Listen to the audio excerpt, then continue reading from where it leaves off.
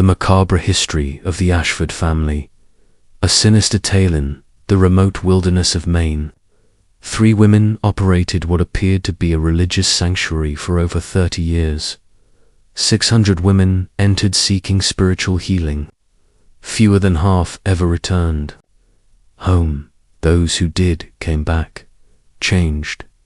The Maine State Archives contained testimony from one survivor that was so disturbing, authorities refused to make it public for over a century. Tonight, we reveal what really happened behind the stone walls of the Convent of Eternal Tears.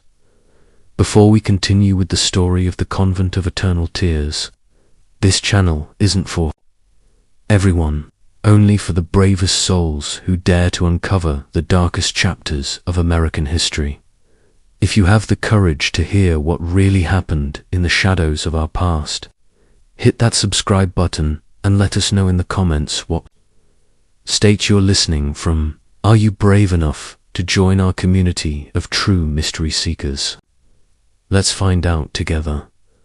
What makes this story particularly chilling is that it wasn't driven by religious fanaticism or supernatural forces, but by something far more terrifying: the calculated pursuit of knowledge at any human cost, hidden behind a facade of Christian charity. In the late 18th century, the District of Maine was still part of Massachusetts, a wilderness territory where isolated communities struggled to survive harsh winters and even harsher realities.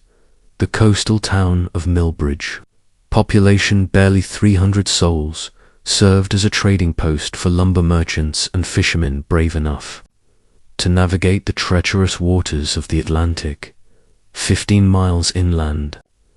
Through dense forest marked only by Native American hunting trails, lay a parcel of land that would become synonymous with unspeakable horrors. The Ashford women arrived in Millbridge on a grey October morning in 1798.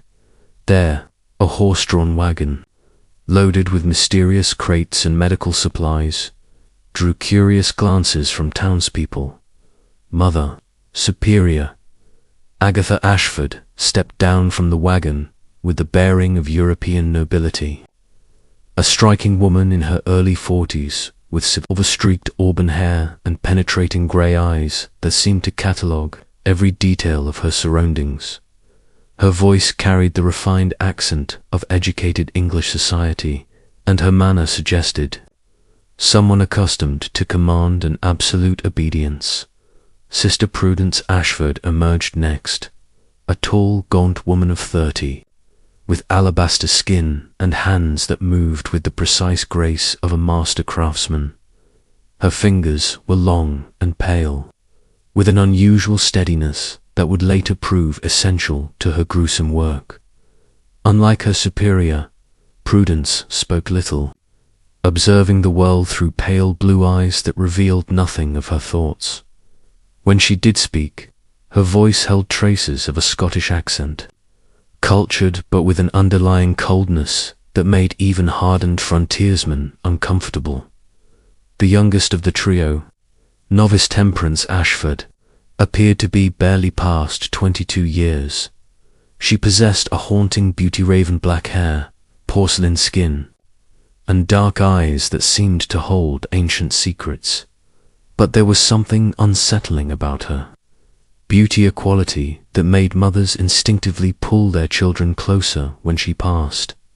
Her smile never reached her eyes, and she had an unnerving habit of studying people as if they were specimens in a collection. The Ashford women claimed to be Anglican nuns fleeing religious persecution in England, seeking to establish a new order in the American wilderness.